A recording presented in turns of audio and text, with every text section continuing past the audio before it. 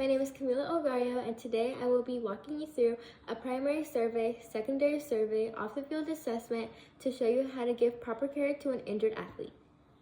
The AED pad placement would be on the upper right side and the second on the lower left side of the chest.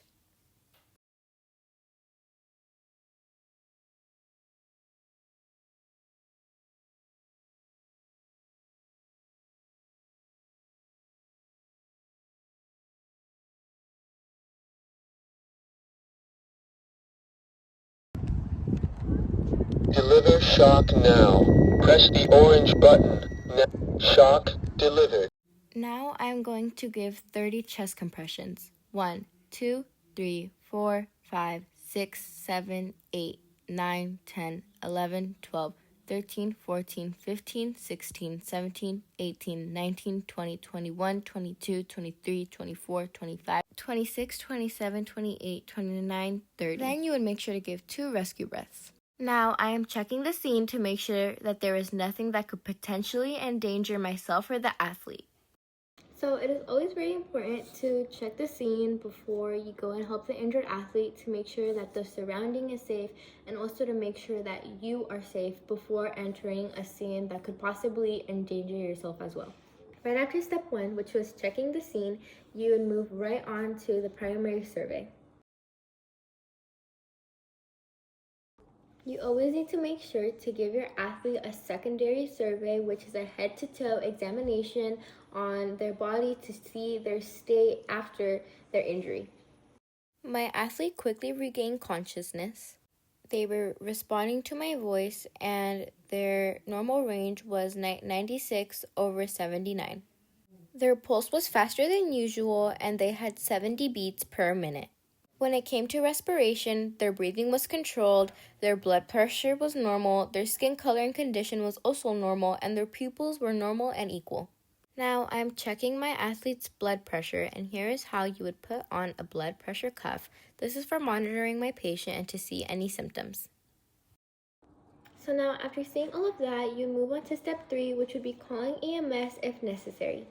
Now we are going to be moving on to the HOPS evaluation, and we're first starting off with history. We always start off with history first to plan out and guide the rest of the evaluation based off what has already occurred.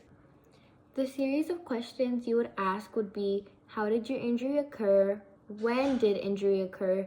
Did you hear anything such as popping or grating? Did you feel anything give out, pop out? Are you feeling any burning sensation or numbness? What have you done for it, ice or heat? And where is the location of the pain and what type of pain are you feeling?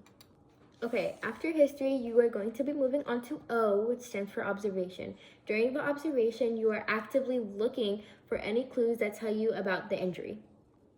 Clues that you could potentially look for during the observation would be swelling, discoloration, scars from previous injuries, bleeding, as well as internal bleeding. If you see any bleeding, it is always important to have the proper PPE on.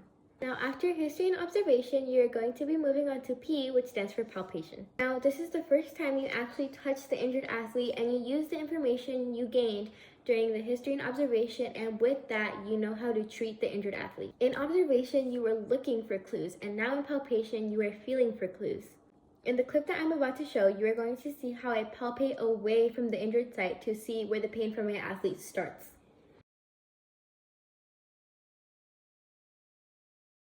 Now, during palpation, the things that you are looking for would be temperature changes, whether the injured athlete is feeling cold or hot, any deformities, which would be any bones sticking out, point tenderness, any swelling, and make sure to rule out any factors that don't align with the injured athlete and what they are feeling.